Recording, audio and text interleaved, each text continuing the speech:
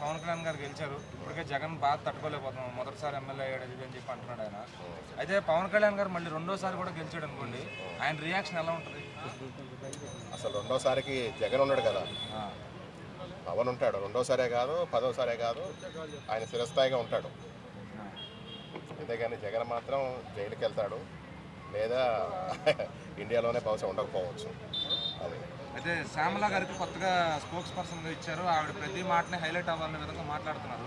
అయితే నిన్న వచ్చి పవన్ కళ్యాణ్ ఊగిపోయావు కదా 30,000 మంది ఆడవాళ్ళ కోసం, ఉమెన్స్ డే రోజు నేను అడుగుతున్నాను, ఇప్పుడు మాట్లాడట్లేదు ఏంటి, నీకు పౌరుషం లేదా, నీకు మాట మీద నిలబడే సత్తా లేదా అని అడిగింది ఆవిడ. మరి దాని అసలు పవన్ కళ్యాణ్ గారు అనే అంత అర్హత ఆవిడకు ఉందా? ఇప్పుడు అదే శ్యామల అని జగన్ అడగమనండి. ఇవాళ ఉమెన్స్ డే కదా, అమ్మకి అన్నం పెడతలేదు, అమ్మ మీద కేసు పెట్టాడు. తల్లికి ఆస్తి ఇవ్వలేదు, అమ్మకి అన్నం పెట్టాడు, అమ్మకి అన్నం పెట్టలేదు, సారీ చెల్లికి ఆస్తి ఇవ్వలేదు, ఆస్తులు పంచలేవలేదు. ఇన్ని లక్షల కోట్లు తను ఏం చేసుకుంటున్నాడో ఒకసారి శ్యామలాని అడగమనండి. పవన్ కళ్యాణ్ గారి గురించి మాట్లాడే అర్హత ఏముంది అసలు శ్యామలాకి? మాట్లాడితే ఏదో పార్టీ తరఫున రావటం కాదమ్మా, నేను జనసేన పార్టీ, కానీ అలా అని చెప్పేసి వైఎస్ఆర్ పార్టీని తిడతాం కానీ టీడీపీ పార్టీని తిడతాం కానీ అట్లా చెయ్యం. మంచి చేసేవాళ్ళకి సపోర్ట్ చేస్తాం, మంచి చేసేవాళ్ళకి ప్రోత్సహిస్తాం. ఇప్పుడు అవన్నీ ప్రాసెస్ నడుస్తున్నాయి. నీకేం తెలుసు, ఏం జరుగుతుందో తెలుసా నీకు పార్టీలో, కూటమిలో?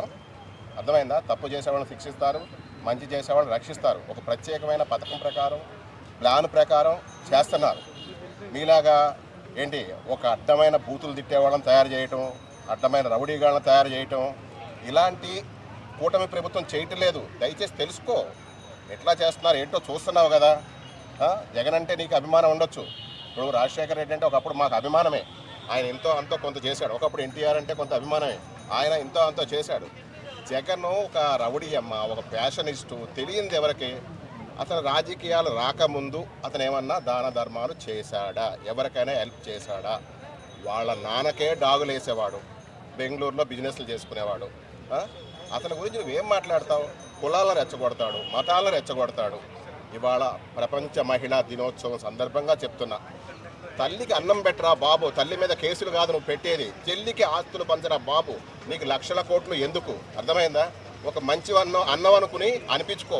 ఇప్పుడు చిన్నాన్న కూతురును కూడా దిక్కులేందా అని చేసావు నువ్వు, చిన్నాన్న చంపించేసావు నీ రాజకీయాల కోసం. అవసరమా రాజకీయాల కోసం ఇవన్నీ చేయటం నీకు? ఎవరినో ఆ శ్రీరెడ్డినో శ్యామలానో ఆ రోజానో అడ్డం పెట్టుకోవటం, వాళ్ళకి అర్థపరుస్తుందా?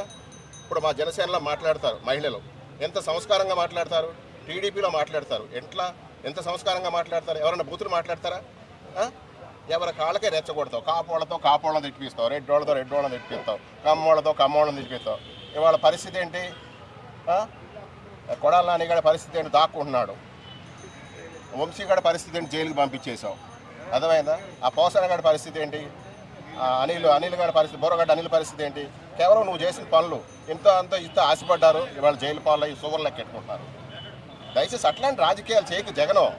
అర్థమైందా? ఏదైనా చేస్తే ఒరిజినల్గా చెయ్యి. ప్రతిపక్ష హోదా కావాలంటావు, ఎలా ఇస్తారు? నువ్వు అర్థం చేసుకో.